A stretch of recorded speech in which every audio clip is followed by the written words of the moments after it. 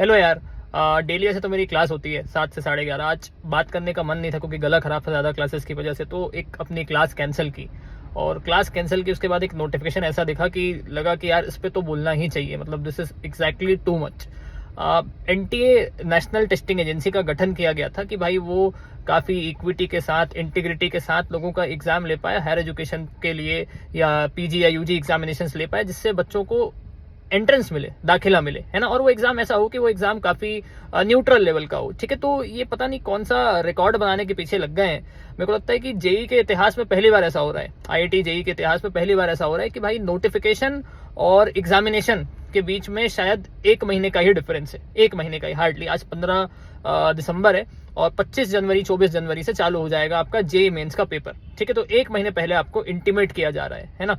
और मुझे लगता है कि ये यार एक बहुत ही खराब स्टेप है ड्रॉपर्स के लिए, और साथ ही साथ जो लोग रेगुलर हैं उनके लिए तो और भी खराब स्टेप है, क्योंकि वो लोग तो मेंटली प्रिपेयर्ड ही होते हैं कि हमारे बोर्ड एग्जाम के बाद होगा। और एनटीए इसका तर्क ये दे रहा है, हालांकि इस तर्क का अगर कुतर्क करने के लिए बैठूंगा तो फिर मतलब कुछ गलत ही निकल जाएगा मुंह से। लेकिन यार एनटीए तर्क इसका ये दे रहा है कि बोर्ड एग्जाम के साथ जेई का एग्जाम क्लैश ना करे, इस कारण हम जेई का एग्जाम पहले करा दे रहे हैं करके। तो ये मतलब पहले क्यों समझ में नहीं आया मुझको। अगर अपना टाइम याद आता है तो मैंने खुद अपना एग्जाम बोर्ड एग्जाम के अगले दिन दिया था, आईआईटी जेई का, है ना। और उस समय यार सबको पता होता था एक टाइम फ्रेम। तो अगर कोविड के एडवर्स टाइम पे भी आप लोग नोटिफिकेशन और एग्जामिनेशन के बीच में इतना डिफरेंस, इतना कम डिफरेंस नहीं रखे, तो आज जब चीजें नॉर्मल है तो इन बच्चों को परेशान करने का क्या सेंस बनता है। ये वो बच्चे हैं जो शायद कोविड के टाइम पे 2 साल 3 साल से बैठे हैं अपने लाइफ पे एक अच्छा अटेम्प्ट देने के लिए, और चीजें जब जाके ढंग से खुली हैं तो आप लोगों ने यार आके फिर से रायता फैला दिया। मतलब मैं क्या बोलूं कि यार कभी गेट के एग्जाम में लफड़ा हो जाता है, उसका पोस्टपोन का एक हैशटैग चल जाता है, पोस्टपोन गेट, है ना। एसएससी वाले कभी अपनी सीट बढ़ाने के लिए बोलते हैं, यूपीएससी वाले कभी अपनी सीट बढ़ाने के लिए बोलते हैं, पीएमओ ने अनाउंस कर दिया कि भाई 10 लाख जॉब की वैकेंसी आएंगी। तो यार मतलब ख्याल केवल उनका रखा जाएगा कि जो लोग वोटर्स हैं, जो लोग पोटेंशियल वोटर्स हैं, उनका ध्यान नहीं रखा जाएगा कि जो लोग अभी जाके वोट देने वाले हैं इनका ध्यान रखा जाएगा कि नहीं दिया जाएगा। भाई 18 साल के नहीं हुए अभी ये बच्चे, इनका एग्जाम आप करा दे रहे हो 1 महीने बाद।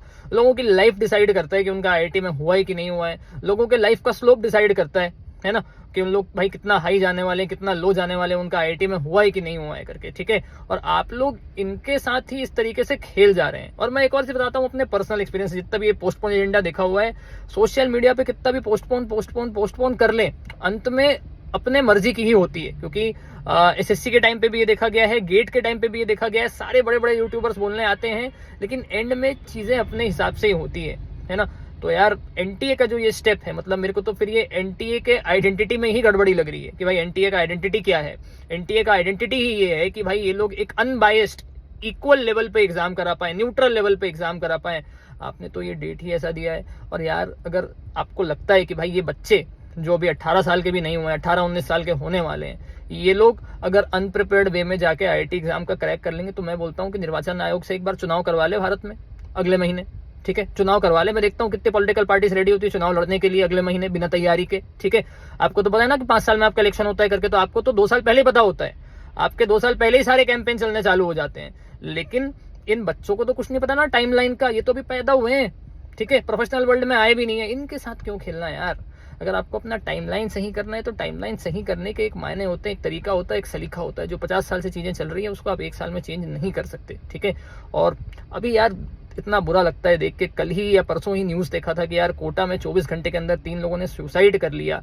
ये सिचुएशन है कहीं कहीं की, लोगों की मेंटालिटी क्या है, पेरेंट्स का एक्सपेक्टेशन क्या है, इसको सोचे बिना आप लोग ये सारे स्टेप्स ले लेने। तो I really want NTA to reconsider this, and I really request all the big YouTubers of IIT JEE domain to come forward and take this step, है ना। और बच्चे प्लीज इसमें डाइवर्ट मत होना, है ना, क्योंकि कई बार क्या होता है कि हैशटैग पोस्टपोन वाले मिशन में लोग थोड़े से डाइवर्ट हो जाते हैं, अपनी प्रिपरेशन को मिस कर जाते हैं, ठीक है। तो मेरे को पता है, मतलब अंदर से मुझको पता है कि ये शायद ही पोस्टपोन हो, ठीक है। मैं चाहता हूं कि पोस्टपोन हो, है ना, दिल से चाहता हूं कि ये पोस्टपोन हो, बट मुझको अंदर से पता है कि ये पोस्टपोन ना हो। ये मेरा पर्सनल एक्सपीरियंस बोलता है ना।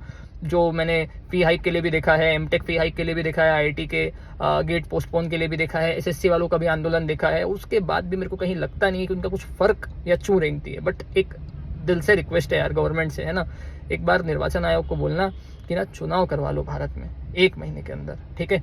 और अपनी अपनी जिस कंडीशन पे हो ना, चुनाव लड़के एक बार देख लो, ठीक है। तब आपको समझ में आएगा कि अंडर प्रिपेयर्ड होके या सडनली चुनाव लड़ने में हालत खराब हो जाती है, ठीक है।